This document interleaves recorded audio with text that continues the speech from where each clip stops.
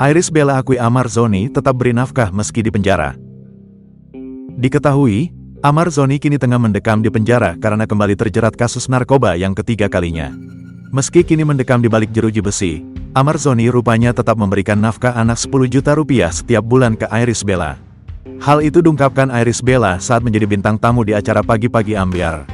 Alhamdulillah sampai saat ini dipenuhi, putusannya 10 juta rupiah, ungkap Iris Bella, dikutip dari TV Official, Rabu, tanggal 3 April tahun 2024. Iris mengatakan bahwa Amar memberikan uang tersebut dititipkan oleh adiknya, Aditya Zoni.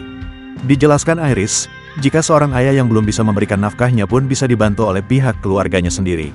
Iya, lewat adiknya, kan memang kalau misalnya ayahnya belum bisa menafkahikan bisa dari adiknya mungkin yang bisa membantu atau apapun, kan masih ada keluarga, terangnya. Pada kesempatan itu, Iris mengaku dirinya terakhir bertemu dengan Amar yakni sebelum sang mantan suami kembali terjerat kasus narkoba yang ketiga.